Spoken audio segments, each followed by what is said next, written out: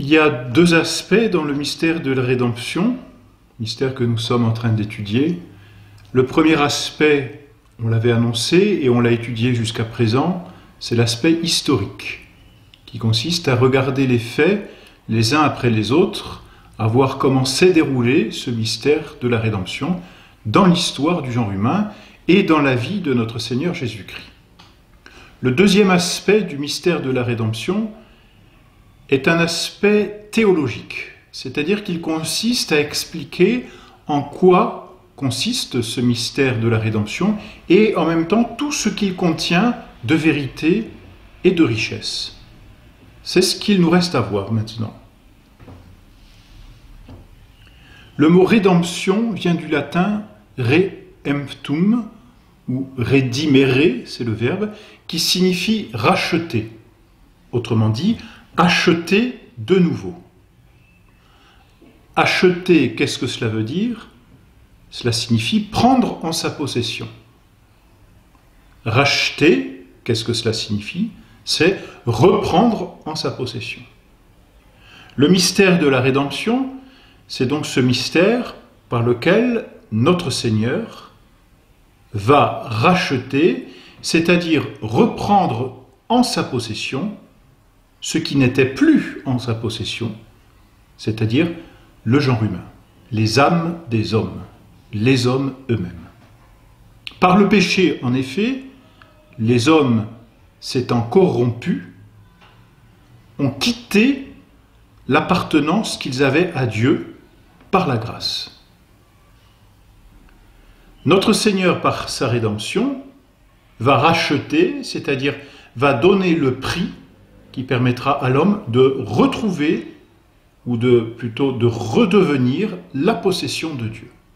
C'est ce mystère précisément que nous étudions. Le mystère de la rédemption se définit ainsi comme le mystère de Jésus-Christ mort sur la croix pour le salut de tous les hommes. Jésus-Christ mort sur la croix pour le salut de tous les hommes. Il y a donc cet aspect matériel ou même formel, c'est notre Seigneur qui meurt sur la croix, et un but, ce sont les âmes qui sont rachetées par notre Seigneur. Dans ce mystère, il faut considérer deux choses. Tout d'abord, que Dieu lui-même se fait victime pour nous, et c'est merveilleux. Dieu décide de s'incarner, nous l'avons vu dans le mystère de l'incarnation. Dieu prend une nature humaine sans perdre sa nature divine. La personne du Fils assume donc cette nature humaine, et le Fils, c'est-à-dire notre Seigneur Jésus-Christ, est à la fois Dieu et homme. Il vient parmi les hommes, il vit avec les hommes, il converse avec les hommes, mais en plus, il décide de mourir sur la croix, de s'abaisser, de s'humilier totalement, saint Paul dit même de s'anéantir, pour se faire victime à la place des hommes. Et en se faisant victime à la place des hommes, d'abord, il nous manifeste l'amour qu'il nous porte, et c'est quelque chose de merveilleux que de voir combien Dieu a voulu se rendre présent physiquement au milieu de nous, s'abaisser publiquement, s'anéantir aux yeux de tous les hommes, en mourant sur la croix, tout le monde le voit. Donc Dieu nous prouve par là qu'il nous aime. En plus de ce mystère d'amour, il y a aussi un mystère de justice. Parce qu'il offre sur la croix à Dieu le Père une réparation pour nos péchés, mais une réparation telle qu'elle est égale à l'offense qui avait été faite à Dieu. Et c'est là aussi que réside le mystère de la rédemption. L'offrande de notre Seigneur sur la croix est une offrande infinie en raison de la personne qui offre ce sacrifice. Or, cette personne, c'est la deuxième personne de la Sainte Trinité, c'est Dieu. Donc, tous les actes de cette personne ont une certaine infinitude. Ainsi, le sacrifice que notre Seigneur offre sur la croix a une valeur infinie. Et cette valeur infinie suffit donc à compenser l'offense qui avait quelque chose d'infini, l'offense donc du péché.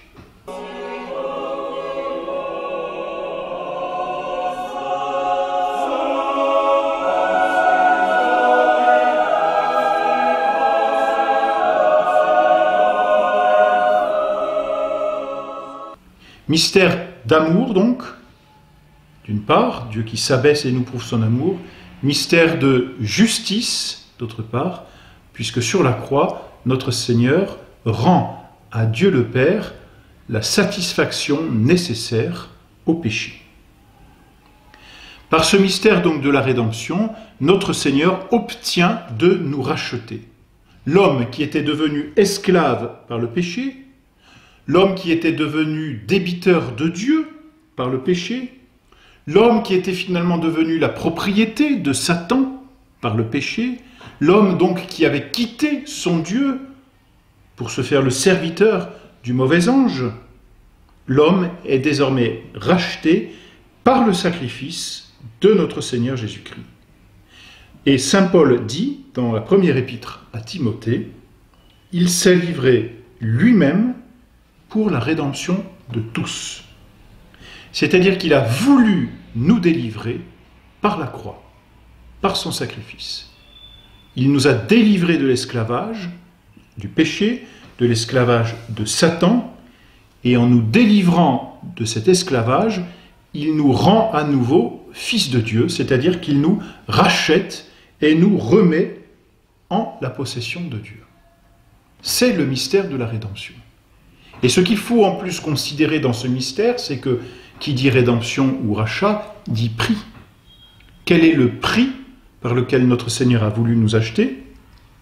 Quelle est la rançon qu'il a voulu livrer sur la croix pour nous reprendre en sa possession?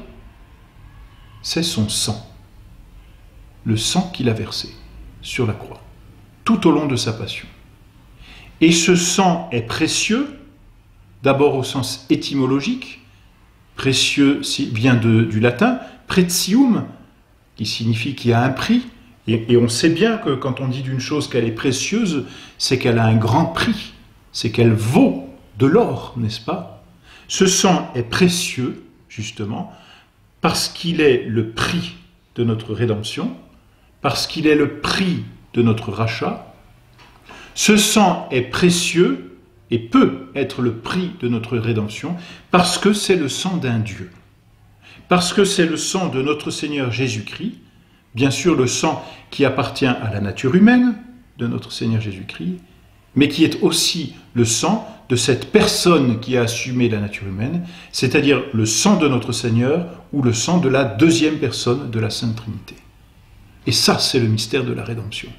Ça, c'est le mystère de Dieu qui aime tant les hommes, comme il le dit notre Seigneur lui-même, qu'il décide de donner sa vie pour ceux qu'il aime. D'abord pour Dieu, en rachat, ensuite, enfin, en prix, et ensuite pour les hommes, en rachat, justement, pour les reprendre en sa possession.